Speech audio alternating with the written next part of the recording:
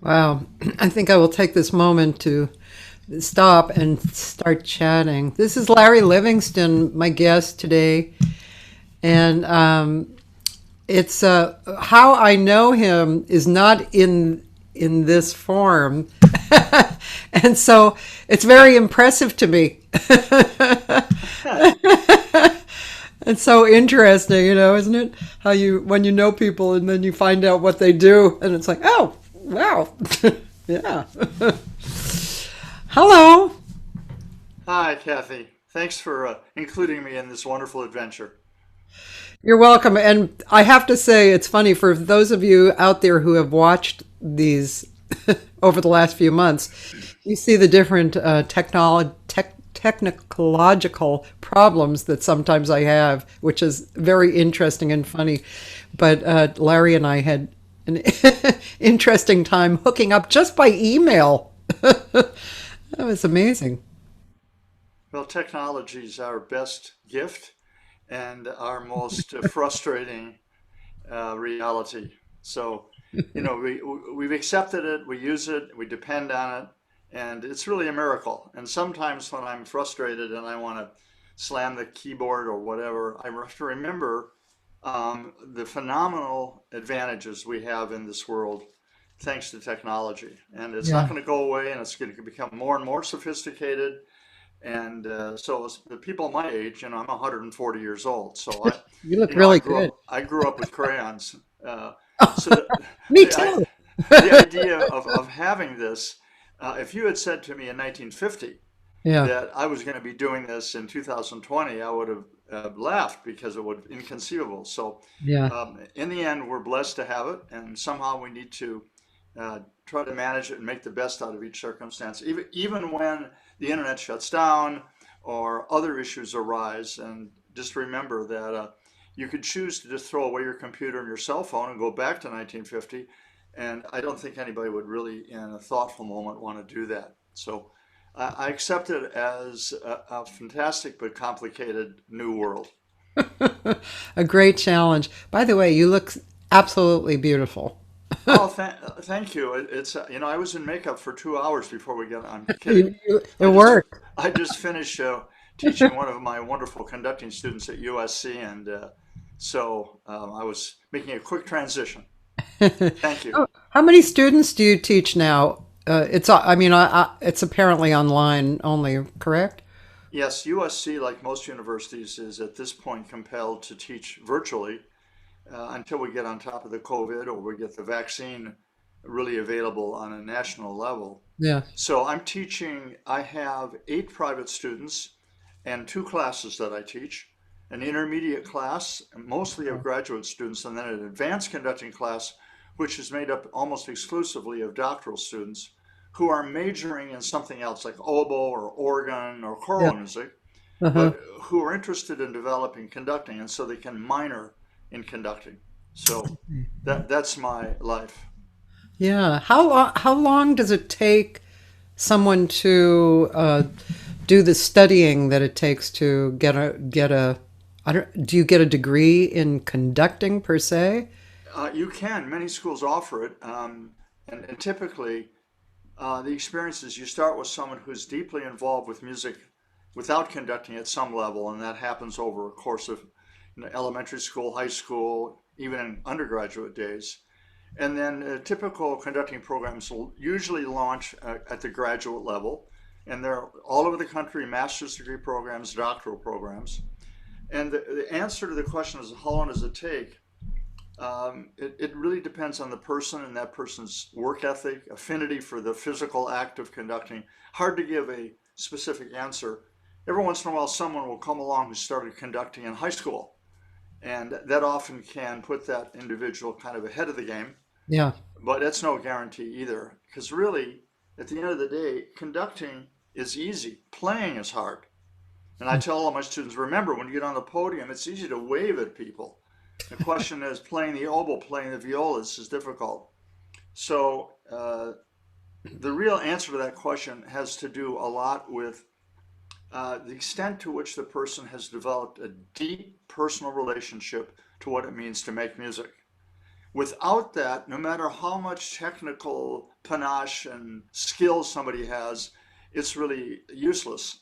So the real issue is the depth of musical understanding in general, and then absolute score knowledge, which means to eat the music, to really ingest it so that all the details and all of it are somehow collected in your thinking so that you can apply your deep musical intelligence very specifically to this piece and then try to translate with your hands and your face what you think the music is about, which is much more than the notes. It's what's the meaning of the music, what lies behind it. And for me, one distinction that I make between Mozart, Brahms, Beethoven, Chopin, all the sort of legendary composers and their contemporaries, and there are many, is the extent to which that genius composer, that Beethoven, so understood the human odyssey, the human predicament, that he could notate that into paper, and then the conductor has the challenge of extracting that. And what makes it powerful is that Beethoven's sense of the human dilemma and what it means to be human with its rich array of all emotional possibilities is actually encoded in his music. And that's true of Brahms and Wagner and Mahler and so on. And so the deal is that the general listener is attracted to this music because when you're listening to a Mozart symphony, it feels like he's talking to you. He understands your humor, your mistakes, your sadness, your ecstasy, your disappointment. And that's all nested in a nonverbal way in the music itself. So the conductor's job is, first of all, to dig in and get that, and then be a kind of go-between between the score and the players and the audience so that you actually are, it's like acting. Yeah. Laurence Olivier's Shakespeare is different from Richard Burton's. Why? Because each of them has a very deep sense of what it means to be human, a deep sense of what's in that fantastic uh, play, and then they evoke things that are very personal about them. And that's where the fun is. So once you know the tune, I've really spent the time, and there's no end to that. Every time I think I know a piece, I get up in the morning and they move the goalposts. And I'm sure it's the same for you. I mean, I've heard you sing several times, and you're a wonderful singer, wonderful ear, great improvisational skills. But my guess is every time you perform a tune, you perform many times, you keep thinking, well, almost, yeah, oh, pretty close. Next time.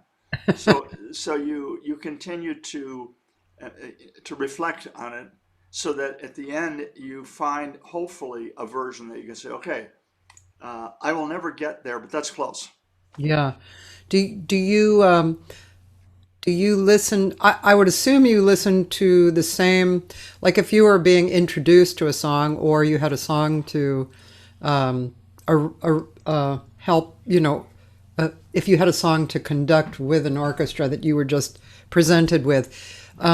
So you'd listen to that song many times to find what you're speaking of.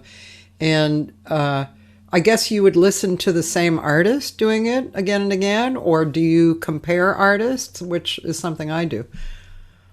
Well, I guess the best answer I can give is many of my peers, there's so many wonderful conductors in America, all over the world, and wonderful conducting teachers. The general mantra is you shouldn't be listening to recordings because it will kind of draw you into somebody else's version of the music. And the Right. danger is that you could actually end up copying. Yeah. And I think that's a valid point. However, the performance traditions of the great repertoire have been evolved over, in some cases, centuries and at least decades. And so, yes, I am, the Yiddish word is ganef. I'm quick to steal from all these great conductors as I try to meditate and think about what I feel about the music. In the end, I discard all that and throw it away and just try to find an essence that's in me. Yeah. But after all, we don't grow up in a cultural world where constantly people are listening to this music and are immersed in it. So if you go to the grocery store, remember the days when you could go to a store? Uh, you Yes. go to a grocery store, what you're going to do is Muzak. You're not going to hear Beethoven 4. So if you grow up in a world where that's the music that you're spending time with, then you can become what I call enculturated. But if you grow up in America, there's no possibility that that's going to be the case. Yeah. You're bombarded. We live in a culture that's noisy and fast, multitasking. Yeah. And so the ability to get this music into your bones is, to me, an essential ingredient to making a valid interpretation of the music. Now, Therefore, I listen to many different versions of the pieces I'm going to conduct just to understand what the received wisdom is of all of these conductors who came before me and yeah. who spent a lifetime with it. And so to me, yes, I do listen, but I don't copy, I don't imitate, I don't take away what I've heard as necessarily an answer, but I might pick this moment or this idea Yeah. because actually what I'm trying to do is to enculturate myself as though I grew up in a world where that's the music we had around us. Yeah. So I'm creating that sort of artificially. Is there any time that you don't hear, don't hear the music recorded, like that you only look at the music and imagine what it sounds like? Yes, yes, that's another path, and I do that a lot as well. And I especially do that with music which comes from the world that I'm very familiar with. But when you're trying to grapple with the integrity of interpretation, for me, trying to do that in a vacuum, as heroic as that might be, often leaves you shy of understanding what actually is, how does this tune go? I remember hearing a story from my not close friend, but when Esa-Pekka Salonen was in town, and he was the conductor of the LA Phil, he was kind of a friend. I didn't know him super well, but we spent some time together. And he told me the following story. When he was a composer, and the only reason he started conducting is he wanted to make sure he could hear his music. So he figured if he could conduct it, that would help empower that. So what he did was to study conducting, and he had a chance, and I'll probably get some of this wrong, but the punchline is not wrong. He was going to conduct, I think, the Berg three pieces with maybe the Stockholm Radio Orchestra, and he had studied the score like unbelievably carefully. He had read all the letters Berg had written. He read the biography of Berg. He looked at it upside down in every possible way. And he said he'd get up on the podium and he realized when he started conducting, there was only one thing he didn't know, and that was how it goes. And how it goes is the received wisdom that's available for free through YouTube, etc. So in the end, you got to figure out how the tune goes. So it's like, you sit down with somebody and you want to play the blues. Okay, if you're playing the blues with a jazz musician who understands that, the only person needs to know what key and what's the tempo. Because Yeah. all the other rules of engagement, the 12-bar structure, etc., are mutually understood. But unless a person has spent some time with Bessie Smith and Art Blakey and etc., Yeah. not necessarily going to be in the groove. Yeah. So an example of that for me is Jean-Yves Thibaudet is a fabulous French pianist. Jean-Yves Thibaudet. He's played with orchestras all over the world. He's tremendous. He fell in love with Bill Evans' piano playing. And Bill did a recording years ago of Conversations with Myself. And in Yeah. fact, if that recording had not come out, I wouldn't have spent all those hours not going to class at Michigan while I was in the piano room trying to find those changes. So I'm going to blame Bill Evans. Anyway, so Thibaudet started taking down by ear what he heard Bill do on his recordings, and he would play for encores in Deutsch it's Zugabe. He would play for encores a Bill Evans tune. So finally, Thibaudet made a recording called Conversations with Bill Evans. And on one of the tunes that was on that album, I think it was the Steve Swallow tune, Hello Belinas, which is a Mhm. fantastic jazz tune. Thibaudet played against Bill Evans' recording. Yeah. So they overdubbed it. Yeah. And the whole recording is really terrific. And I love it and I've listened to it. However, Thibaudet understands the rules of inflection that shape the performance of classical music. And indeed, what you see on the page in classical music is not the answer. It's a clue, but it's not the answer. It's what you do with color, rubato, shape, and so on that personalizes it.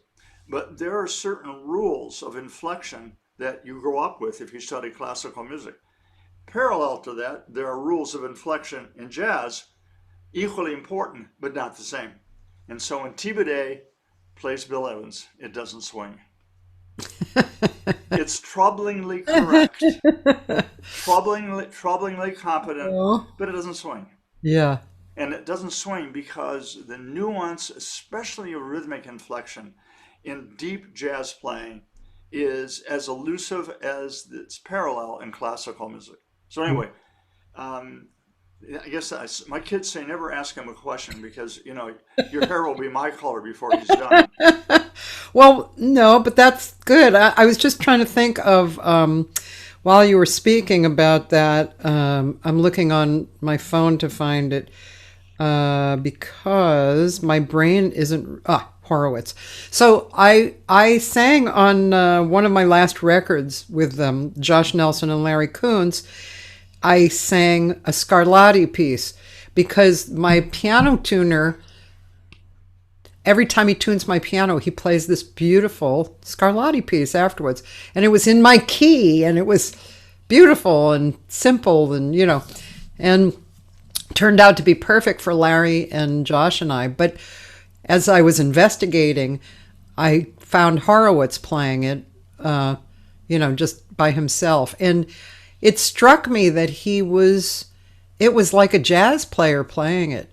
He was so in the moment and so, you know, I had the music so I could see, and his inflections, his phrasing, you know, maybe he even changed a note or something. You know, it was so beautiful. Yeah. Well, in the end, what we do is personal. Yeah. And that's what makes it from a neurological and spiritual standpoint sacred. Because it's not about correctness, although correctness is useful, but it's about the human voice as expressed through singing, playing, conducting, and in collaboration with a resource, a piece of great art, whether that's sketches of Spain or whatever you Mhm. want to choose. And the result of that is a personal signature of what it means to be alive. Because I actually don't believe you can be completely human without music. I don't either. You don't have to like my music. It's not about some kind of tyranny of style preference, but it's, you know, Oliver Sacks talked about that in his book Musicophilia. We're all hardwired to like music. Yeah. We're not hardwired for math. We're hardwired for music. So. Well, I have a few people asking some questions, and let's see. Yeah, Priscilla, I can never pronounce your last name. You'll have to school me on that. Valdejuli. Yeah, anyway. She's a friend of mine, but I never say her last name. Anyway, she wanted to know what attracted you to conducting as opposed to playing. But Larry is a great pianist as well. But what attracted you to conducting?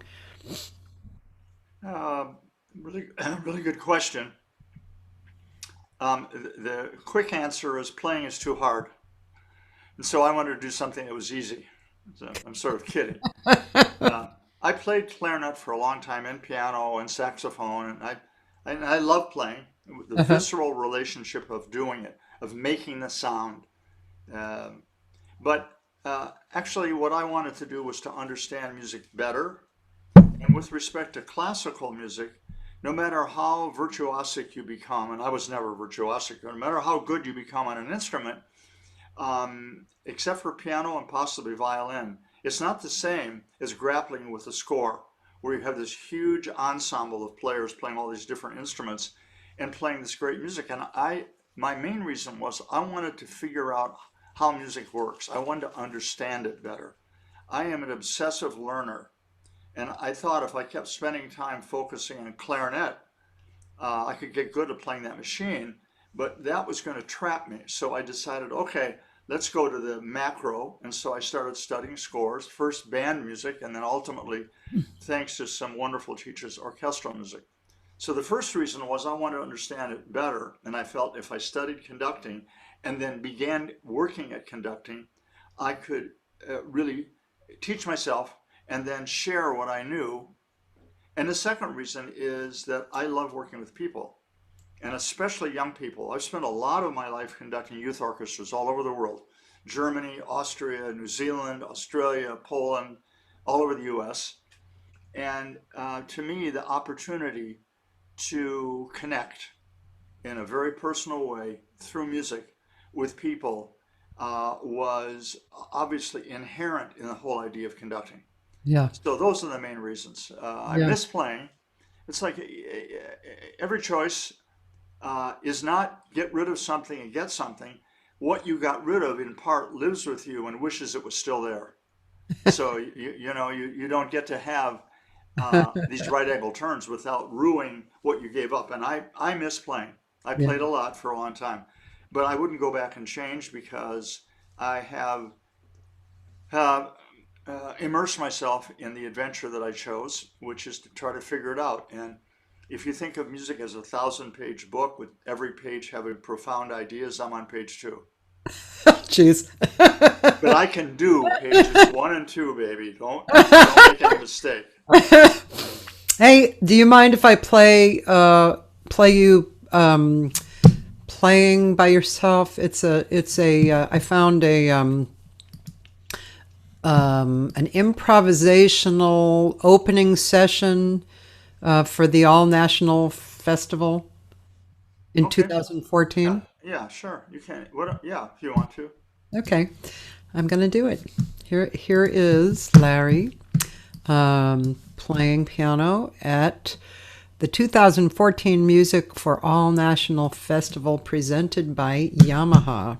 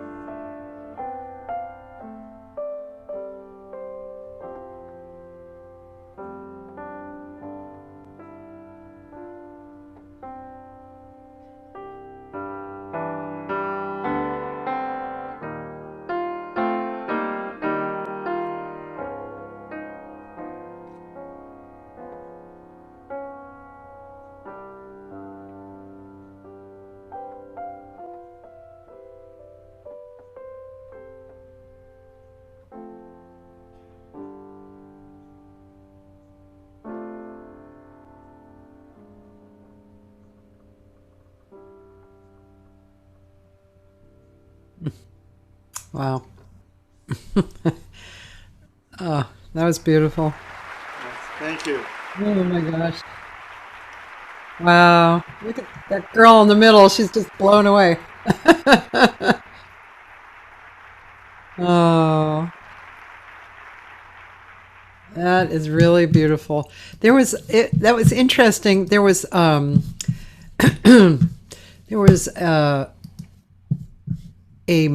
feeling of movement, like a. I always talk about this with my students, how that we're on a river.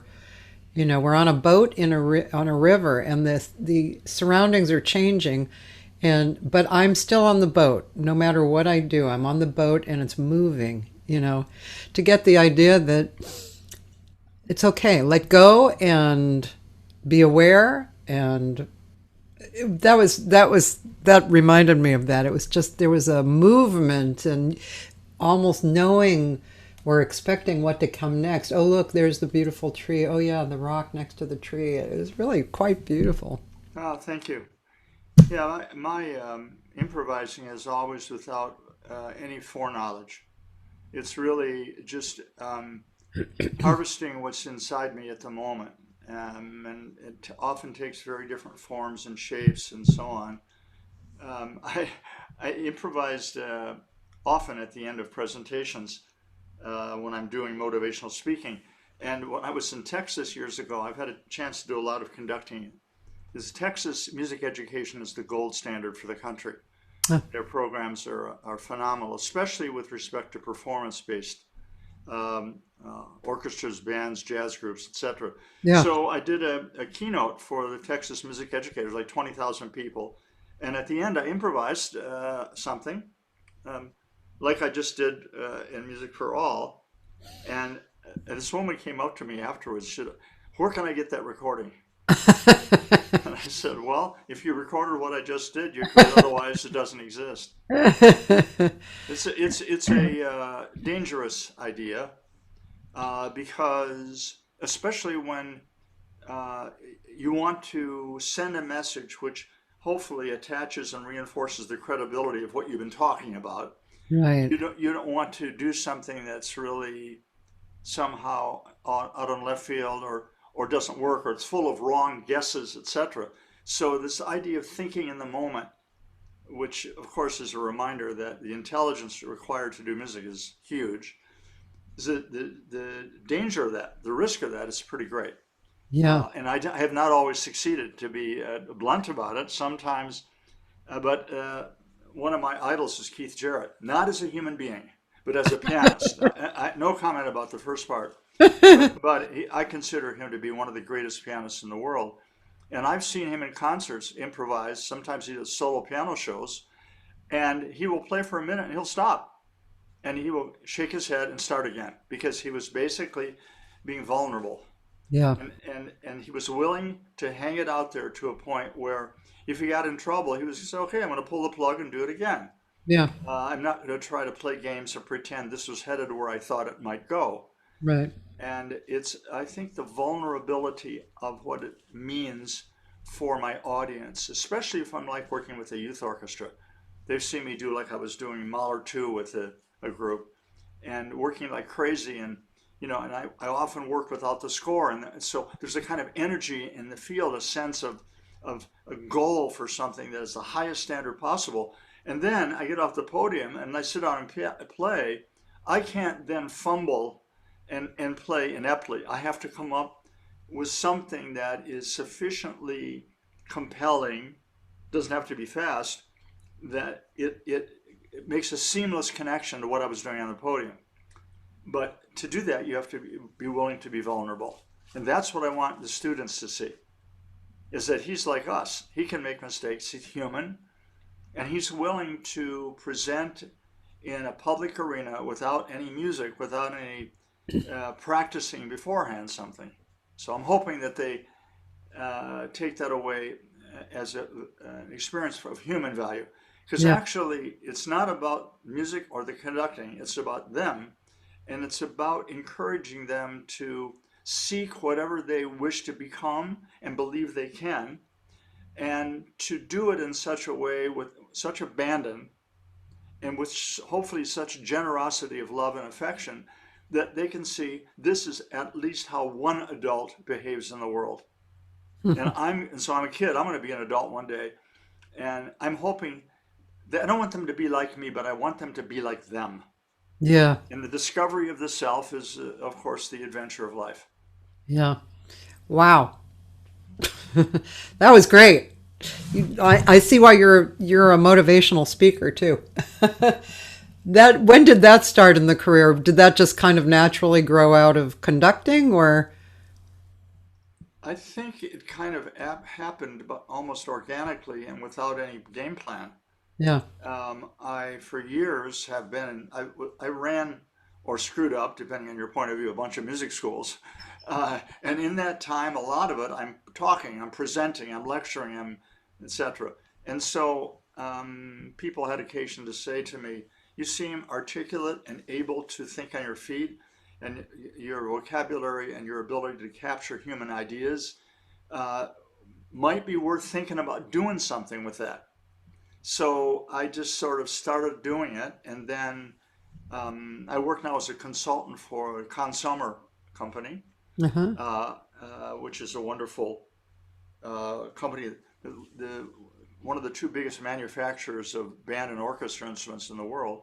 And often I do teacher development sessions where I meet with a bunch of music educators, and I try to inspire them and so on. And so, I've done a lot of young presidents motivational speeches for you. To be a young president, you have to be the president of your company by the time you're 40.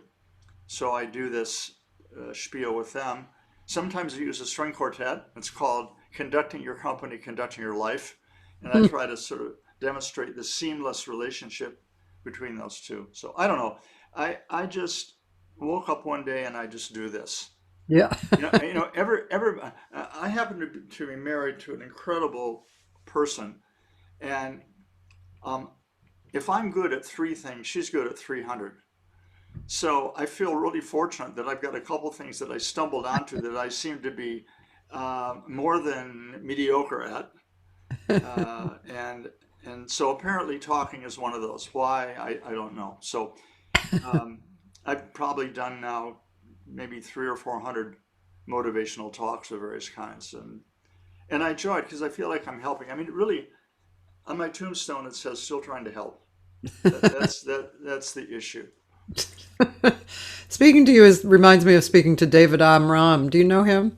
I've met him years ago. I know who he is. Is he still alive? I hate to ask that. Yeah, he's turning 92 or 3 on Sunday. He has the big event. Yeah, he's been a real force in many ways in music, a kind of maverick in a way. Yeah. Very articulate. And he also speaks often. I mean, when I've spoken to him, and he did one of these interviews, he speaks about inspiring people, coming Aha. up, and similar feeling of why to inspire. And, it's really quite nice to hear people say that again and again, especially when you hear, um, it's tiring to exist in the world. It's like, kind of like what we were talking about, technology as opposed to picking up the phone and calling someone and reaching them. But it's tiring to not hear this expression in the world, in broad daylight, so to speak. It's like of course it's the artist's job to encourage this and to spread it, but it's and I think this period of time we're getting a lot more of that, which is really great. But still, I get tired of the other stuff. I get really tired of it. It hurts my head, hurts my Yeah. soul. So it's great to hear you say all this stuff. And I first met Larry through Stephen Nachmanovich, and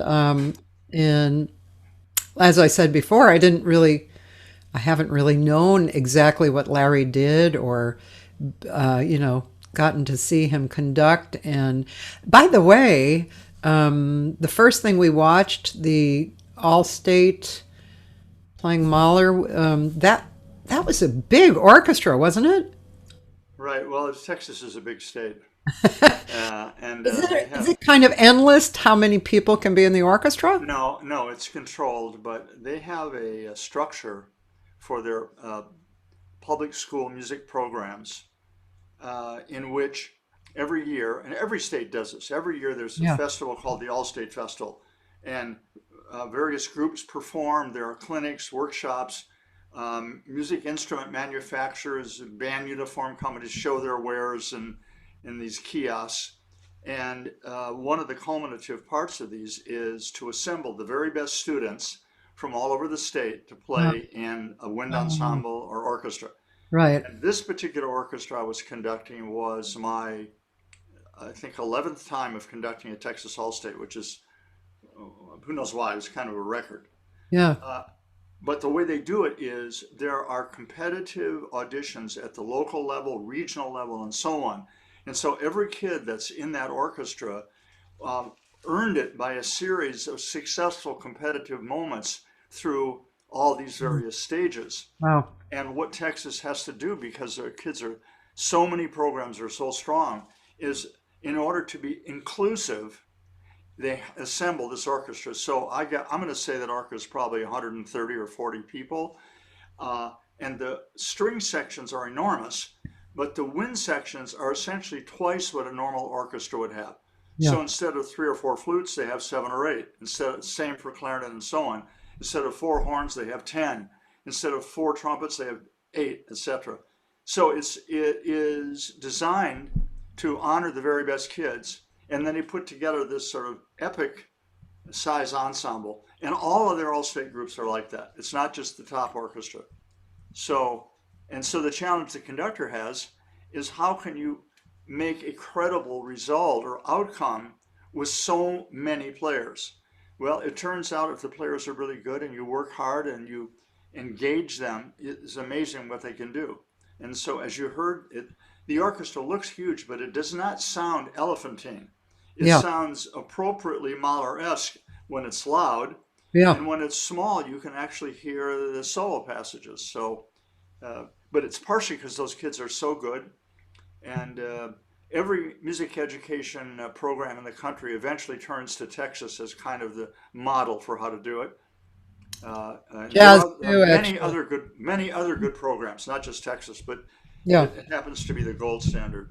Yeah, and also Texas. What's the school? It's the university in Texas. The jazz. It's kind of the high echelon of jazz as well. Well, Anybody it's North Texas. North Texas. Yeah, Anybody. If anybody says to me, "Yeah, I was at North Texas," I like, oh, okay, yeah. great. North Texas. A guy named Leon Breeden many years ago created that jazz program, and it's based on a series of big jazz bands, and they must have like 8 or 10 bands now because there's so many kids Yeah. who want to do it. Hmm. But the reality of North Texas is it's a superb music school in every way, but it continues to be known as the jazz school. And the orchestra program is good. The wind down, and it's a wonderful school across the board. But was its signature, and to some degree, that's both a plus and maybe a little bit of a stigma because it's actually much broader in its field of expertise. Yeah. Let's talk. Let's go back to talking about this all-state group because I'd like to actually watch a little bit more. But because one thing, I mean, you can't help but notice. Okay, as a person that I've never seen the group before, and I've never seen you conduct, and I'm not familiar with this piece of music, so. But the effect on me was quite dramatic. It was really beautiful, and it really had a feeling of being everybody was tied in together, everybody, and there was a space that it all existed in that was, I'll call it, for in my own terminology, I would say a holy space because it's a space that I search for and that I respond to and that I see. I think I think music is a religion because it you practice it, you work on it, and it brings you closer to God. And so and then on top of that, I look at each student and they're so present and um, it's really a stunning effect. So I want to watch it again. Do you have anything to say before I turn it on? Well, it's a couple of things. First of all, I want to make sure everybody who's on this radio hang. I didn't choose these things. I didn't even know they were going to be used. I'm happy they are, but there was no plot here. I just show up, and Kathy's already rated my YouTube bin. I think there are maybe two or three reasons for what you saw. One is all these kids are smart and have worked really hard. So it's like they finally climbed to the top of the mountain and they want to look out at the ocean.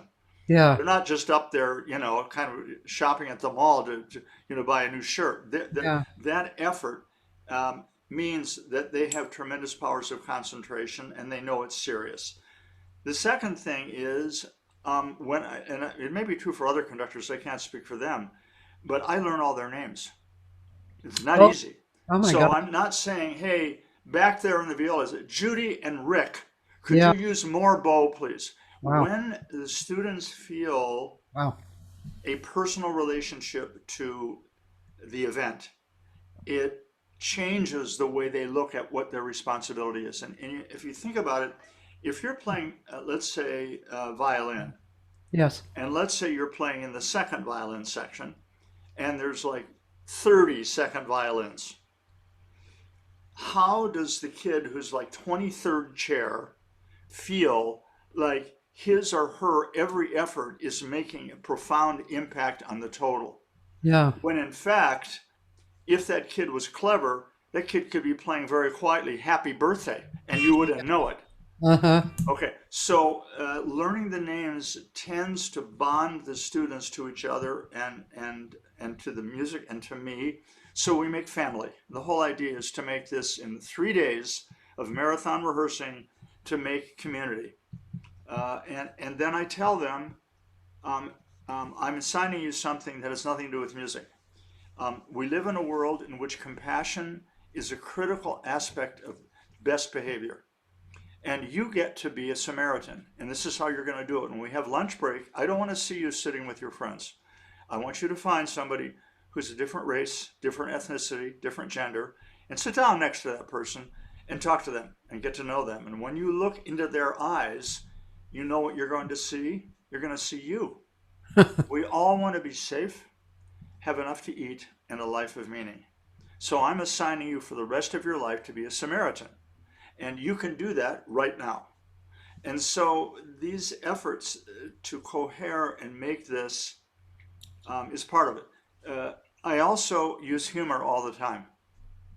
I said to the trumpets at one time, I said, you know what, trumpets? I'm really worried this is going to be good at the concert. And they're going, what the hell does that mean?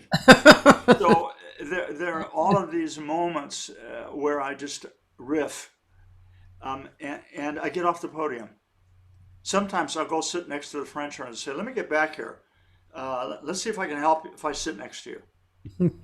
And I said to the trombones once, you know, the way you're playing that is really good, but let's play it as though this is the last time you get to play the trombone the rest of your life.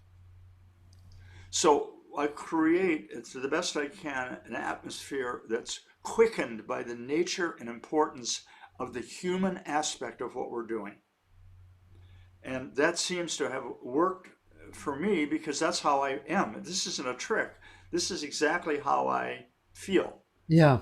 So all those things put together create what you see there. Tremendous focus, tremendous concentration. And this Mahler symphony was never intended for a youth orchestra. I mean, it's so ridiculous to play it with a youth orchestra in a way. But I believe that people are capable of more than they might think if you treat them as you wish they were rather than what you think they are. Yeah. And when they see that from me, it tends to bring something more ennobling, more remarkable from them.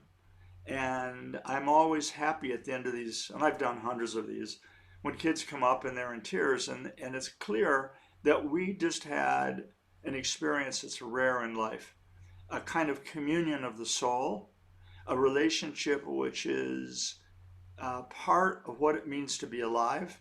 And this moment will live with them forever. And I was told somebody the other day, I'm very old now. I'm 78. I know I look 50. It's the makeup. Uh, Not so old. but I was doing a talk the other day, and someone asked me, why do you do all this? And I was reminded I got a letter a few years ago from a mother whose kid had played with me in a youth orchestra. And we had played Schubert Unfinished Symphony in this orchestra. And she sent me a letter and she said, "You won't believe this, but my son, who played cello in your orchestra, is out in the driveway. He's shooting baskets, but he's got his jam box on and he's playing the recording you did of the Schubert Symphony. And he listens to it every day." I rest my case. Okay. That's fantastic. Um, okay, I hope you don't mind that I'm starting where I had left off. Okay. Um, I wanted to look back at this and share it again. And let's see.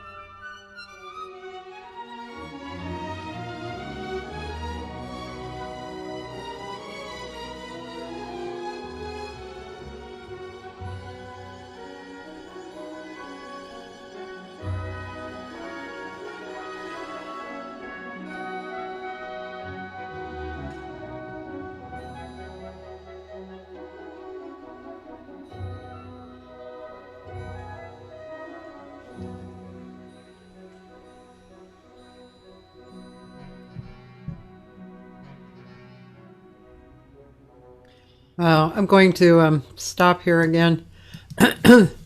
Wow, it's just really beautiful. Thank you. It's a really wonderful orchestra, and the kids can really play.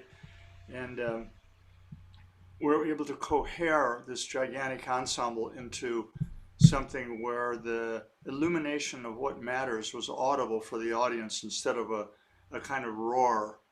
And that's a real tribute to the Texas music educators. And when I do these festivals, one of the things that I do is I always enjoy having teachers come and watch the rehearsals. And sometimes there's 100 of them in the room.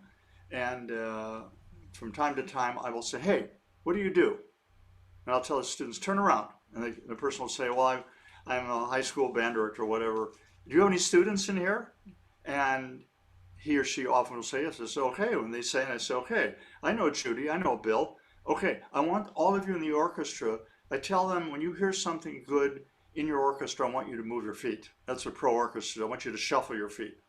So I want to hear it for everybody standing back there, because if they don't do what they're doing, working tirelessly, 24/7, being paid virtually nothing, often working for a principal who has the brain of a microwave, those are the people right there who make what we're doing possible. And so I love to kind of tie that together so that I leave the system as an organic whole. Because without the tireless work of those wonderful teachers, you don't get an all state like this. Yeah. So that's one of the things I enjoy about this, is trying to honor and recognize their good work. Yeah. You've done this all over the world. That's correct, right? Yes, and I've done it sometimes with the interesting results. I'll tell you a couple of anecdotes. Okay. Actually, these are both with pro orchestras, because I also conduct often professional orchestras. Okay. So I was conducting in Poland. I've been there many times, and I love Polish people, and I become very attached to a lot of individuals I met in Poland. So I was conducting this Polish orchestra. We were doing a Mozart symphony, and we were doing the minuet movement, and it wasn't swinging. And the thing is that both classical and jazz share that thing. The way you swing is different. But if it doesn't swing, well, I guess I could say it doesn't mean anything if I'm using correct grammar. I think we both know the correct version of Yes. that. I don't mean to think if it ain't got that swing. Yes. So I couldn't get them to do it. I was trying everything I could think of. So finally, I put the baton on. I got off the podium, and I took the principal viola, woman, and I started dancing with her. And the orchestra went crazy, like, what is this? We've never seen this before, because they're used to these really stiff, kind of traditional conductors. And so they kind of laughed, but they were a little freaked. We took a break, and the manager, the inspector, the orchestra said, "We really like having you here. You know the music, and you obviously love helping us and so on. But you do realize, or maybe you don't, that principal viola, she's married to the principal cello, to the first chair cellist." I Huh. said, "Really?" So after the break, I danced with him. And you can imagine what that was. I was conducting a pro orchestra in Germany, and I was rehearsing in Deutsch, which I have a little bit of, not a lot. And I was doing pretty well. I thought, this is going great. I'm just going to keep rehearsing in Deutsch. And they seemed to be following me, probably compensating for my horrendous pronunciation. So I got to this passage where I wanted them to play quietly. And the German word for quiet is Stille. And so that, I thought, okay, that's for one person. Uh-huh. I'm going to guess at what the ending might be of that if you want a lot of people to be quiet. So I didn't say Stille, I said Stillen, Stillen, bitte. Orchestra went crazy laughing. So I had no idea. At the break, the inspector comes to me and he goes, "Well, we love your American way, and you know the music, and the players are very happy to work with you, but we've never had anybody say that to us." And I said, "Well, what do you mean?" He said, "Remember when you said Stillen?" I said, "Yeah." He says, "What do you think that meant?" I said, "Well, Stille means quiet." He said, "That's correct." I thought I'd come up with a suffix that might work for many people. He says, "You're right. Stille means quiet. Stillen means breastfeed." Oh my So God. this is the calamities and the realities of conducting when sometimes you get a little too big for your britches. So that was the end of my rehearsing in German. That's funny. Um, so I kind of already know this, but because I do it, I handle it in probably a similar way. But when somebody makes a mistake, how do you handle that? It kind of depends. I start with the idea that every person is focused and doing his or her best. Um, Sometimes when you're conducting, uh, if you don't feel a little nervous and self-conscious when you conduct, you shouldn't do it. Really? Because this is your whole thing. This is you. Mm-hmm. You are standing in front of people who are better at what they do than you are at what you do. And Yeah. you're telling them how to behave. Yeah. Can you imagine how that would be in a company? That people would quit. Yeah. So I try to remember everybody's making best effort. And then I try to think, how can I turn this moment into a plus? And so what I do is I first recognize, okay, let's do that again. And violas, I need you to make more sound there. It's a little anemic. So I need you to play in the lower part of the bow and just make more sound. Or trumpet, that D is a little low. Okay, could you please play it higher? You have a beautiful sound. I love your sound. Play it a little higher. So I'm trying to find what's good in order to append to that Mm-hmm. something that I want changed, Yeah. rather than saying, okay, that was terrible, Yeah. or saying that was wrong. And I remember I was doing Mahler 1 with the youth orchestra at Interlaken years ago. And at the end of the first movement, there's been a wonderful trombone entrance. It's a really kind of fabulous moment for them. And they came in one measure early. So I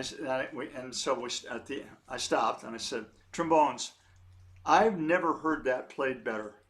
I'll bet you the Berlin Philharmonic would like to hear a recording of you playing that. But if you don't mind, let's let Mahler be the composer and you just play what he wrote. We don't need you to compose. And so, they knew that I heard it. And at the same time, I didn't make them bad. Yeah. If you live in a world where people are trying Yeah.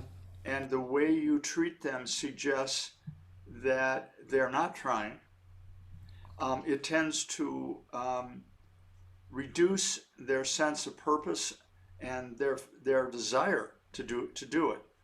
And if you um, do that, it can easily be all about you. And in the end, batons don't make any noise. This They make the sound. Yeah. So I am always trying when I'm teaching conducting, whatever I'm trying to do, I am I am always trying to um, find what's good and build from it. Some people call it glass half full. Looking for Yeah. the A. Ben Zander calls it looking for the A in everybody. Uh, Assuming that goodness and well-intentioned playing is what's happening, and how do you then not ignore it? Because ignoring it means it's not going to get better. yeah. But how do you handle it so you don't reduce them, so that you honor their efforts and what they're about as a human being? Yes. And that basically works whether you're posting on Facebook, talking about the presidential election, whatever you're doing. If you, as my good friend Stephen Nachmanovich says so beautifully, remember the other side is also human beings. They're all human beings. So that's what I do. Yes, I point out the mistake. I don't let it go. Yeah. Uh, but I also am quick to admit when I make a mistake. Or I'll say something in the heat of a rehearsal with an orchestra, and I realize it was some kind of arcane metaphor, and I'm going, when I get, I go, you know what? I have no idea what that means. Let's just play. So I just accept the fact. Or, I say, okay, that was my fault. Can we do that again? I want to conduct that more gently. So Yes. once they see you're part of the deal, Yeah. that we're all in this together, and they see that you believe in them, Yes. that's been very important conducting in Eastern Europe, where the darkness of the Iron Curtain, and and people talk about Putin and he was a KGB officer and so on. You go all over Eastern Europe.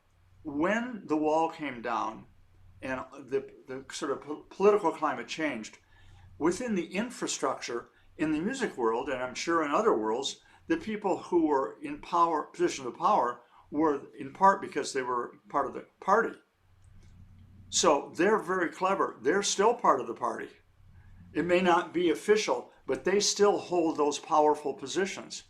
And so there's a feeling in Eastern Europe very often with pro orchestras of being beaten down and downtrodden, that, the podium power is cruel and we're just slaves, etc.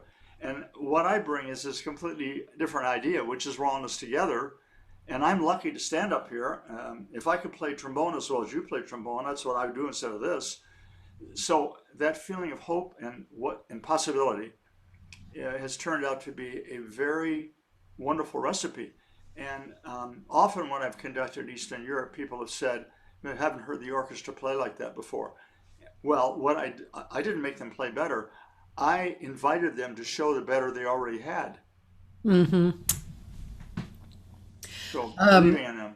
yeah, that's really fantastic. I was talking to uh, somebody yesterday. I'm not sure which guest. I had two guests yesterday, but I was telling them about why I like to teach in Japan.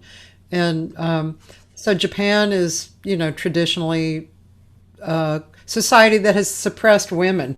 And so, especially the women jazz singers, no matter how good they show up as, like they could be a really great singer, but as soon as I really acknowledge what they're doing, they freak out. They, how students are, they go through different freakouts. It's like, what? You said I'm good? Oh, now I can't be good anymore. Something like that, or cry, or anything like that. And it's really it's gratifying to help people, especially by honestly acknowledging them, which is just a really beautiful thing. Have you conducted in Japan? I have, not often. I did a tour many years ago in Kyoto and Tokyo with a very famous Japanese marimba player named, um, hang on, I just lost her name, Keiko Abe. Uh-huh. And she's very famous. Diminutive, fabulous player, dances when she plays. And so, yeah, I had a chance to do it and I enjoyed it. But I know what you're talking about. There are these cultural controls that can create great discipline and Yeah. purpose and Yes. hard work, Right. but sometimes incomplete of the other aspects, which really, in the end, are necessary to complete the human equation. And I know that we have many, many Asian students at USC, Yeah. and I'm blessed to be able to teach many of them. Not well, I've had hundreds in my time I've been there, and they share several common ingredients. And one is they do the work, they Yeah. practice, they're serious, um, and um, but I have found, maybe it's just my way, that if you invite them to be free, um, they have all those wonderful qualities. They don't they don't demur and kind of look at being correct as the goal. They just want to be expressive musicians who are able to show what they really feel. And I think a lot of it has to do with not um, powering up on them. Yeah. I tell them, look, I'm just older than you. You're probably smarter, probably more talented, and I'm just lucky. I came along at a time when you could get a job when there was no standard. That's how I got a job. So I try to, kind of loosen the whole atmosphere. Yeah. And then I learn the jargon that kids use. I say, that was really on fleek. That was great. Oh, I don't know that one. And I don't throw shade. What? I don't throw shade. Oh. That means to be critical, all right? Yeah, yeah. Oh, cool. And I know that they're all playing Among Us, which is Yeah. the new video game of choice. So I try to pay attention to their world. And I also, even though we've been talking a lot about classical music, I've spent a lot of my life uh, playing jazz, or when I was at New England Conservatory in Boston, where I was the vice president and music director of the school. Um, I won't tell all the details, it's not important, but James Taylor's brother, his name is Livingston Taylor, Yeah. he and I became friends, and we, on the sly, would go home from my job in this sort of traditional classical school, and we try to write pop and rock tunes together. So I've lived, and my dad was a jazz player, a band director. He owned a music store. He repaired instruments. He learned to play the violin at age 18, which is categorically impossible, and he became very good. Uh, He wrote Eastern Michigan's fight song.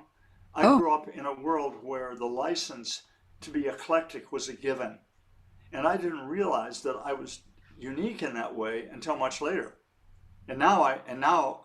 I'm probably the only music administrator with my career who has put his toe in so many different waters. I rock and roll and ethnic music.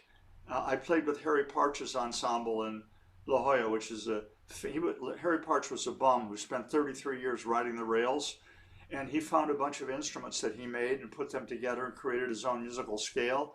I played with him. hmm, I've conducted Itzhak Perlman. I have worked with Shelley Berg extensively. We've done so I have this sort of eclectic MO, and probably I've paid a price that life's choices. If I'd stayed more in the tunnel of classical music conducting, I might have had some kind of, how to say, bigger career. But I have never really um, felt a loss because I'm doing what I want to do. yeah. And if I want to sit and jam on the piano, I'm going to do it. If I want to study a new music score, I'm going to do it. I just think that at the end, Stephen was right. Free play is the way to be in life. And when my friends see me teaching, they go, "You're not working, you're playing." And I go, "Why aren't you? Why don't you choose something where you can play?" Well, we all, in the end, I think, are entitled to find work that's play. Yeah. And so for me, it's the diversity of it that feeds me. Going back to when I was a kid, but without realizing, my dad authorized me to do that without formally saying that, because Yeah. that's who he was, Yeah. conducting the junior high band, and then bringing Elizabeth Green over from Michigan, who was a violin pedagogue and starting a string program, and going out on Friday night and playing tenor sax in a horn band at the Elks Club or at some other nightclub. Pretty cool. Yeah, I feel I've had a very fortunate life. I feel very lucky. I don't. It's not something I necessarily deserve, but I'm happy that it's fallen to me. Why do you say that though? That's kind of a little outside of how you've been speaking. Why do you say Well, it's not yeah, necessarily something I yeah, did? yeah. The point of that is I don't feel guilty. Yeah. But it's not like I was born as this anointed genius Oh, I and see. naturally all this stuff's happened. Yeah. I got to be friends with Quincy Jones completely by accident. And I consider that to be a treasure. But it's not like, okay, I'm the kind of profound jazz musician that Quincy should get to know. No. Right, We right. became friends and he knows about my musical stuff. And Herb Alpert and John Williams and Bill Macy, the actor, all of these, so many people, and David Foster, just Goldie Hawn, all these people that I've met. Walter Matthau was a good friend of mine. Why? Because I was doing a big fundraiser at USC and we wanted to have a celebrity, and I knew Walter loved opera. So a friend of mine introduced me to Walter. I went to his house in the Palisades, and he came over and conducted a string group that I had rehearsed. He can't conduct at all, couldn't conduct at all, but but so Dudley Moore. I mean, the list goes on. I don't. I'm name dropping because in none of those cases did I quote earn Yeah. opportunity. It just was circumstantial, but I was smart enough to take advantage of and be the beneficiary of knowing all these people. Yeah, well, something I have noticed, especially in these conversations, I've done over 170 of them, is that people who are active and doing, and with the state of mind that you're speaking of, with the state of mind of let's play, let's look, let's do it, um, uh, actually have results like that. They meet other people like that, and that's what I think. That's what people who are successful in many different ways actually are doing. They're doing. They're pushing forward. They're playing. They're getting past their challenges, and then they meet other people who are doing that too. And those people happen to be successful also. And it's a great recipe for life. I encourage the young students, not the college students, although I'm the same with them. Yeah. The goal is to be present in your own life Mm, and not an observer, but actually doing your life, whatever yeah. that means. Yeah. And that's what I do. And it's led me to wonderful outcomes, terrible outcomes, interesting outcomes, bizarre outcomes. And I take all that as just part of the show. It's part of the deal. Yeah. And So on Wednesday next week, I'm having my right knee replaced Oh, because well, when let me know how that goes. I was running marathons a lot, and my orthopedic surgeon told me years ago, you've worn the tread off the tire. The cartilage is basically gone. Yeah. And I said, why didn't you tell me? He said, because runners don't listen. So anyway, but I am trying to go to this experience knowing there's a certain amount of risk Yeah. as an opportunity for me to fix a problem that's to some degree hampering my mobility. Although I'm totally fine, I'm still able to walk and so on. But I'm trying to look at this as another opportunity. And I was inspired by Stephen Nachmanovich, whom I love. Stephen is one of the great people I've met in my life, and I was lucky to meet him. Hmm. And Stephen had open heart surgery a year and a half ago, and he was worried about it. But he went to a therapist to talk about it because he's a Buddhist and has a wonderful grasp of the world, and you see that in his playing and in his books. And he went into surgery hoping and thinking, maybe praying, but I don't want to assume that the surgeons would have a good time, that they would enjoy the process. That is so other oriented. So I'm going to try to bring that into my surgery, which is less daunting than what he had, although getting a new knee Yeah. is not a walk in the park. So Oh no, that's great. Wow, what an interesting concept. Wow, that's cool. I like that. um, let's see. I had brought up something else, and I don't know if you want me to go look for some other music on YouTube, but I had brought up something that I thought would be. It struck me, and I did. By the way, I did see a rehearsal on YouTube as well. But this one, conducting Bach, LHS Symphonic. I don't know what that is. You're speaking to. It's definitely you're speaking to a group of, I think, at a school, at a college maybe, and in fact, I brought it in a little before you started playing, and you were just gives an idea of how you're speaking to the audience and Okay, I don't even remember this, but sure. okay, this was 2015, or maybe it was posted anyway. Great pleasure to work with these young people on this piece because they live in the culture of speed. Everything is about Twitter and internet and Skype and all this jive. And this piece is the antichrist of speed. This piece is about beholding and the awe of beauty. We hope you enjoy our rendering of Bach's great G major fantasia.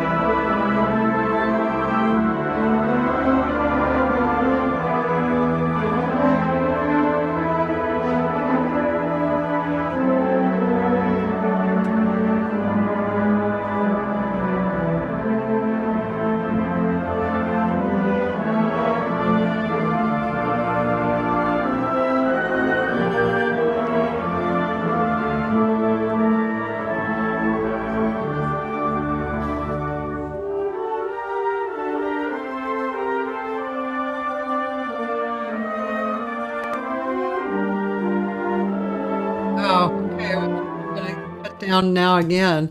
Boy, it's a beautiful thing watching you conduct. And I have a question about that. This has always bugged me for years. I was in Budapest around the war time, which was somewhere around 25 years ago, 23 years ago, something like that. And I was in the opera house, and I was watching this conductor, and it was really bugging me because the conductor didn't seem like he was in time with the music. And I just didn't get it. I didn't get if that was something that I didn't know about. I really didn't understand why his physical timing. I mean, I understand that there's different gestures, and you're pulling in things, and they may not, have this kind of a obvious action. Is there something about that? Why would that have been? The general reality in professional orchestras is they tend to play behind the conductor. Oh, So you conduct, and we have beam, bum, bum, bum, bum, bum. So the orchestra is responding in a kind of organic way that they form the sound, and it can be so distracting for the audience that sometimes the orchestra will be a beat behind, yeah. and you have to be prepared for that when you conduct professional orchestras. Huh. However, I have tended to not default to that. I have tended to try to work in real time, but Yeah. generally speaking, they play behind, and that's what can cause that. So it looks a little like the latency you get on the internet when when you're doing something where the sound and video don't line up. Yeah. That's probably why. Okay. I had never seen that before or since. um, Miguel Atwood Ferguson is here. Oh, great. Well, listen, he's an old friend of mine. He was a string player at USC 500 years ago, and very, very talented young man, interesting character, Yeah. has been doing a lot of experimental stuff, jazz, etc. Uh-huh. So, hi, Miguel. Well, Sup? he Sup? said a really beautiful thing. He said, "So happy to stumble upon this interview right now. Thank you. Larry Livingston was one of the most positive and influential figures in my entire life growing up, conducting numerous orchestras I was in, spanning 11 years, and numerous institutions. Thanks for everything, Larry." Oh, thank you, Miguel. That was really kind of you. Yeah, he's definitely. I'm one of his fans, Yeah. longtime fans. Yeah, Yeah, well, he's a player in the sense that he understands that you have this one life, and you get to choose how you want to spend it. yeah, And he's spending it not just obeying, not just being obedient and following what the job is about, but also trying to be an inventor. hmm, He's like Magellan. He's ready to sail to the new world, whatever that is. And so he's been constantly very creative and dynamic individual. So I call that playing. He's a yeah, player. yeah, yeah. You Miguel, you'll find have them. to add that name to your name, Well, Miguel Magellan Atwood Ferguson. there are wonderful orchestras all over the world, and while it is not true that orchestras all hate playing in the orchestra, that's not true. Many people in the orchestra like playing it. There is a certain percentage in every orchestra of people who at a certain point wake up one morning and go, "So is this it? I'm playing in the Bazooka Philharmonic. I've got a good salary. Everything's fine. We're going to play tonight and next night Beethoven 7. I've already played it 500 times. Yes, we have a new conductor, but..." And so it's somehow can deteriorate from that buoyancy and enthusiasm that young people bring into a job. Yeah, And Miguel is the person who is not interested in that. yeah, He's interested in taking ownership from an emotional and experiential standpoint of what it means to do music. yes. Thank And you. it takes a lot of courage to do that. It's a lot easier Yeah, just to sit in a band and show up and take your money and go home. And yeah, again, I don't want to stigmatize orchestras. There are many orchestras are filled with people who love to play.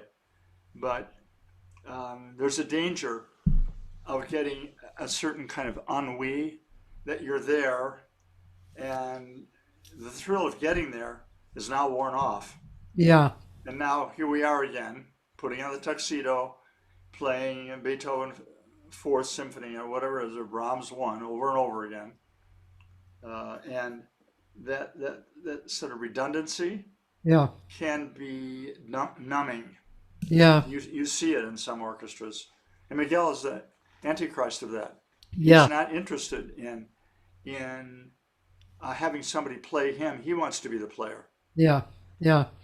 Well, yeah, probably, I don't know, about 10 years ago, maybe a little more. One of my previous students, a Korean jazz singer named Jun Lee, uh, started the Blue Whale. Really? Yeah, he created the Blue Whale.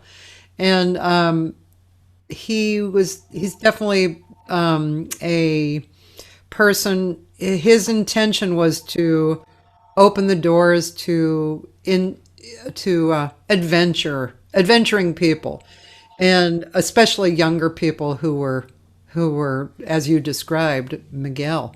And Miguel, I started seeing Miguel there, and I also started seeing at that time, and maybe it was happening before, but at the Blue Whale I could see it actually happening. I saw who otherwise would have been thought of classical players, violins and etc., coming into these jazz groups and playing, adding this extended space into what was happening already. And I really loved it. And I mean, I wasn't the only one, obviously, because it kept happening over and over and over again. So many woodwind players, and I mean, Billy Childs has performed there with his small chamber orchestra, and really just wonderful. It's such a great combination of things. Yeah, it becomes kind of an eclectic hybrid, and there's not even a name for it. It was really first broached, I think, in the 50s when Gunther Schuller and John Lewis from the Modern Jazz Quartet were at Lenox together, Massachusetts, Yeah. and they began talking about how to merge jazz and classical music. Hmm. And they created a phenomenon called third string. Oh, And that's third stream, right? Of course. and when I was at New England, I followed the administration of Gunther. And one of the things that Gunther did as the president of New England Conservatory was to introduce tremendously vibrant new ideas, and he set up a third string program. Oh, And Rand Blake, who was a kind of interesting ne'er-do-well improvising pianist, became the head of that, and we became good friends. And then Howard Brubeck, Dave's brother, who also became a friend of mine because he was the director of the arts division at Palomar Community College, and I taught for him years ago. And he wrote a piece called "Dialogues for Jazz for Symphony Orchestra and Jazz Combo." So all this sort of hybrid meshing things. There's Stan Getz Focus, the Sauter Finnegan Orchestra. A lot of interesting adventures into uh, hybrid musical styles. And yeah. I think it's healthy and normal. People just want to play.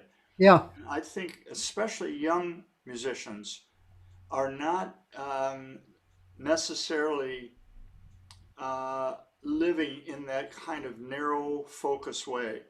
They want to play well. They know they have to get the machine to do their bidding. So you got to do Yeah. the work. But then what you're going to do with it, more and more of them are thinking, what can I do with this? And ironically, many of the best string players end up playing in orchestras as that's where the jobs were. Many of them would rather play chamber music or in some other fusion thing somewhere else where their individual voice could be more important. And I imagine an era coming now, especially with what's going to happen when the pandemic is over. I don't think that we're going to completely resume behavior as we had before. I I don't either. think there are opportunities for new direction and ideas. Mm-hmm. Right. And I love the blue whale idea. I think it's incredible. Yeah. And you've got people like Stephanie Grappelli, Uh-huh. who really changed the whole thinking about what a jazz violin, and Joe Venuti, who was the Mm-hmm. first one ever to do that. Uh-huh. And there's a French player. What's his name? I can't think of it right now. Also wonderful, French violinist. Um, I think music is uh, my idea of music is that it exists on a scrim, and all Mm-hmm. the options are there for you to choose as you wish. You want to do African drumming with Icelandic folk music? Be my guest. No boundaries. Yeah. The issue is authenticity, and also finding your voice, finding your métier for music that works for you. And there are Yeah. lots of people doing that. Lots of Yeah. people out there. Mark O'Connor is a very famous country fiddle player. He's a friend of mine. I've done some music with him. He's a tremendous violinist, but he doesn't want to play Mozart. He wants to do something else. And so he plays with James Taylor, with Yo-Yo, and they do all kinds of mix it up music. He's a great improviser, can play the blues, can jam. Yeah. And there are other string players as well uh, who are doing this. Neil Rosengarten said Jean-Luc Ponty. Yes, Jean-Luc Ponty, Yeah. exactement. Yes, Yeah. yeah. Did did do you know Bevan Manson? What's the name again? Bevan Manson? No, I don't think so. I just wondered if you knew him. He was a student of Gunther's, and he lived Oh in yeah, you told me about him. yeah. He was I doing the must charts for your recording, right? yeah for the chamber orchestra, but he's definitely right out of that. It's just classical and jazz and Uh-huh. whatever. And he's brilliant, yeah, and he's a wonderful person too. So Cool. I yeah, wish I don't know him, but I would like to meet yeah, him. yeah. You guys have to meet. You Uh, know, the first person that I met that was an example of that was a very famous saxophone player named Joe Allard. And Joe Allard was playing with Red Nichols and the Five Pennies. This is a 30s and 40s uh, jazz band. He was playing saxophone with them yeah. and bass clarinet with Toscanini in the NBC Orchestra. That was his double. So he was an example of, and Doc Wow. Severinsen was some of that. Wynton Marsalis was Yeah. one of the great classical trumpet players in the world. He recently, a few years ago, decided to, I don't know if there was an injury or what, but he just plays jazz now. But he's an incredible eclectic musician. Yeah. Well, David Amram, super eclectic. He first of all he was the um, okay. Well, he was the French horn player that all the old bebop guys, the recording bebop guys used. Charlie Parker Right? and Charles Mingus, and then he was the what? Oh gosh, the word has gone out of my head. He was invited to be the composer, the resident composer for the New York Philharmonic. Oh, right. I remember that. Yeah. And he also has this kind of folky, rocky thing too. And he plays piano, sings, writes songs. I've seen him perform with groups like that. I mean, it's really quite. It's very wonderful to have somebody, Yeah, it is. It's a doing that. magical thing to be able to do that, and Yeah. I think just to be free. I mean, I tell my conducting students. First of all, I tell them when we get done with your lessons, and I'm very picky and constantly saying try this, try that. Yeah. What I tell them is two things. When we get done, I want you to forget everything I told you Uh huh. and just be the music and be free. You just be free. Figure it out. Okay. It's not about school and boundaries. It's about rediscovering why you did music with your hands and your face. And if you do that and you have power and you know the piece, that is absolute. There are all kinds of ways that you can conduct. And I tell them my measure of what level of success I'm having is to remember it's not about teaching, it's about learning. It is only about learning. Teaching is overrated, learning is underrated. And so you must use me as a resource and tap me. I will reach out to you, but use me. And my measure of whatever success I might have is two things. One, is the student free now? Doesn't need me anymore. And two, does not look like me. I'm trying to make each one of them look like the best person of him or her. Yeah. And we all have that inside. So, I mean, these are my ideal goals. I don't always get there, but that's the goal. And I have so many friends like Stephen, who who is sort of my combination friend and rabbi because he's such an incredible resource about how the world can be and how Yeah. you can be in it. Yeah. Yeah. Well, free play was that. I forget when I discovered it, but it was my Bible. My book is all disheveled and underlined, and All right. I yeah, know that mine was. too. I got post-its all over mine. As a matter of fact, I've told him this, and it's a little embarrassing, but it is what it is. That book was so, tight to me that I can never remember the name of his second book. Ah, the art of is. The Art of Is, right. I have it, I've read it, and I love it. And it's really a move. It's really the second book. It's really Yep. not repeating the first stuff. It's really in a new moment of time. But it's really funny. Whenever I talk about him, I can never remember the name of that. Well, um, both books are powerful. You're right. yeah. Um, I wanted to ask you. I should have written it down. I think it had to do with something that we were talking about the other day with Stephen. Uh, and I think, oh, yeah, I remember. It was practicing. So, what? Thank you, Stephen. Love to both of us from Stephen. And Ivanovich, Yep. he's listening or something. Yes, he's listening. Hi. um, Practicing. Let's talk about practicing for a minute because, uh, yeah, I'm sure people would like to hear your point of view of practicing. What to practice, how to practice, how long do you practice? Well, again, there are a variety of, I think, useful answers. Research, I think, shows that distributed practice rather than long, concentrated periods of practice is probably more productive. Mm, So that means instead of 5 hours, you might practice for an hour and take a half hour off and so on, so that you're fresh and focused. For me, I tend to think about practicing like I think about, um, I see people go, I used to play golf. I still play a little bit, but I stopped playing golf because the golf police saw me on the course and they arrested me for being inept. So, uh, but if you go to the driving range and watch people hit golf balls, you can tell who's a serious golfer from who is just having fun. And yeah, the difference is you put a coin in a machine and it gives you a basket full of, let's say, 50 golf balls. The golfer who's just having fun will hit all those 50 balls probably in 20 minutes. There's a hitting, hitting, hitting. Somewhere on that same facility on another tee box is a serious golfer. He'll take 50 golf balls and he will hit one ball every 2 or 3 minutes because he's constantly thinking, what am I doing now? What is this for?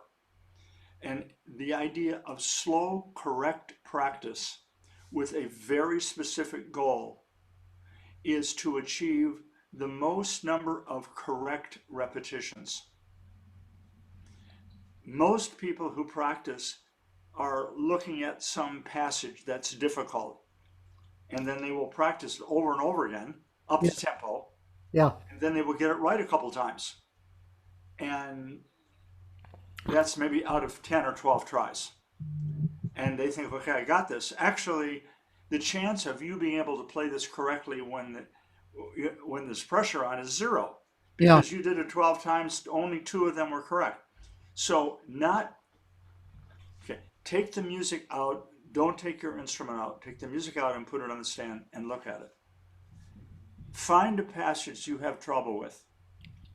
Look at it and think Zen-like, what's causing this to be difficult for me? Break it down. Does it have to do with finger placement or articulation?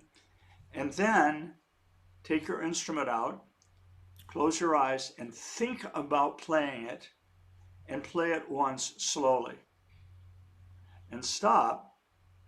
And instead of quickly trying to get it right, because the first time it may be wrong, say, okay, what happened?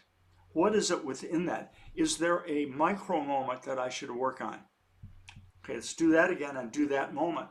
You do it right, do it again, maybe again, and then back it up, put that micro moment into a longer, more difficult passage, and do it slowly. Because it's correct repetitions per unit time. It's very simple. It's not about how much time.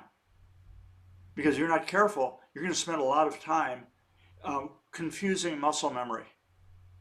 Playing an instrument is all about muscle memory. So if you want to get the job done, you need to focus on small segments, doing it slowly, and think if you spend an hour and you only played 15 minutes of that hour, it might be the best 15 minutes you spent. Because the rest of the time you're doing retro analysis. What happened? Why did that not go the way I wanted it to? What is it within that that's preventing me from achieving what I want? So for me, it's correct repetitions. Very few people practice that way. But if you do it and break it down and then assemble it, you get to a place where even if it's slow, a high percentage of the time you did it right. And it's the right repetition that gets stored in your muscle memory. So that's, I think, as clearly as I can say, my attitude about practicing. Yeah. And then, if you want to use a metronome, that's very good. A metronome is really important. But I also tell students, you want to play better in tune, you get a tuner, have that tuner playing, have it generate the first note of an etude you're playing. And have that continue to drone. And every time you come back to that pitch, see where you are at with respect to that. Because as you move through a passage, the shape of the oral cavity or your hands, stuff changes. So again, it's about a discipline of really saying, what am I doing for this hour? What is it I want to achieve in this hour? And we've always end up living in this culture where we're jammed with so many multitasking activities, and it's loud and it's fast and noisy. And then we get, I've got to get this hour done. No, you need to relax. You need to think, I've got this hour, I'm not going to squander it. And therefore, you don't quickly try to assemble mastery. I mean, I suppose if you're there and you're terrific, okay. But most mortals are still trying to climb that hill. And I think if you take it one step at a time, you can get there. You try to run up the hill and slide back down, you're teaching your body that the way you want to climb is to ascend and slide, ascend and slide. You just want to ascend. Yeah. The descent is not useful to your body. Yeah. Yeah. And it's all muscle memory. Yeah. If you talk to NBA basketball players who are good free throw shooters, Yeah. they, without the ball, can shoot free throws because of complete muscle memory. But to do that, you spend a lot of time in the gym shooting and stopping and thinking, okay, what was wrong there? Until they have analyzed the whole muscle system necessary to repeat the correct behavior. Yeah. That's my, but I'm only talking now about the notes and the rhythms and intonation and accuracy. Practicing the expressive thing has to do with a whole different dimension of singing it all the time. When my kids were young, they said to me, hey, Dad, we're going into a store now. No singing in the stores and no dancing in the stores. Because they know that I'm always singing and moving because the stuff's in me. To discover expressive goals, I think you have to sing all the time. Not to be a singer, but to do it so the machine's not in your way. You're not dealing with the clarinet or the bassoon or the viola. You're just dealing with your organic relationship to what you want. Oh, there's so much. There's so many corollaries that I have. If I'm using that word right, I don't know if I'm using that word right, but there's because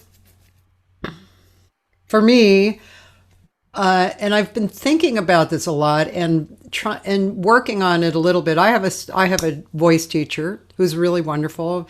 He gets me. He gets that I'm spiritual. He gets that I'm a teacher, that I'm a jazz singer. He gets how my body is working, my how my past muscle memory, has done whatever it's done. I have a chronic cough. He gets that. So, and I find that I'm actually discovering new body sensations, and along with that, perspectives. Because I believe that I'm not my body, and my body has its thing. It has perspectives, it has habits, it has decisions, and all kinds of things. So I'm learning about that, and I have to put time in to practice that, but I also want to practice that with joy, which my friend Larry Kuntz had given me some Hey, info. listen, say hi to Larry. When I was dean at Okay. USC, he was on the jazz guitar faculty. He's a wonderful player. I haven't seen him in years, but he's an old friend. So I will tell say him my hi. best. Okay. I will. He's a lovely person. But so, there's that. Then there's working on the music. And right now I happen to be in love with the Jobim song called Louisa. Are Uh-huh. you familiar with that? No, but I know Jobim's music, which is beautiful. Well, Louisa is it's just gorgeous. It has this kind of haunting minor thing happening with these intervals, and it's really super wonderful. So, and I've decided that I am going to learn the Portuguese, which is Oh, wow. challenging for me. And I've been going over it and, really, like, as you say, taking each, listening and listening and listening to a few different people, of course, Jobim, one of them. And then there's that, and then there's just having fun with some other music. Then there's writing, and as you say, there's so many different things to do, Uh-huh. and eat just even if I didn't have anything else to do and just practice, gosh, it'd just be endless wonderful stuff to practice. So I just think it's fascinating. There's macrocosms and microcosms in all of it, and which is another reason. I know this is kind of off to the side, but why I always cannot believe the government doesn't support the arts more, you know, especially for young people, because it's so about human development, and Right. on and on. Yeah, well, unfortunately, there's a reason for that, I think. Um, but we're Yes. probably out of time. So Yes. Well, this has been such a great conversation, Larry. my I pleasure. thank you. Thank you so much for sharing 2 hours. I know your time is valuable. And I do want to tell people that at 2 o'clock, Sheila Jordan is celebrating her 92nd birthday at Small. Wow. So you can watch it at Smalls. And that should be really entertaining. And then David Amram is celebrating his, what did you say, Joyce? For his 90th birthday. I thought he was older than that, Joyce. On Saturday at the Jazz Forum online. And on your next birthday, we'll celebrate you too. Me? Yeah, Yeah, you don't even have to turn 80. I'm kind of done with birthdays. So Well, gee, I just really want to say it's been a super joy to speak with you, and definitely filled me up with, I feel really good. I feel like my insides are spinning. So thank you. my pleasure. It's always wonderful to be around you. I'm a big fan, as you know. I love your singing. I love Fish to Birds, and I love what you stand for. So it's my honor and privilege to have spent this time with you. Thanks, Larry. Okay, have a really great day. Okay, be safe. Thank you. You too. Bye. Okay, thank you. Bye.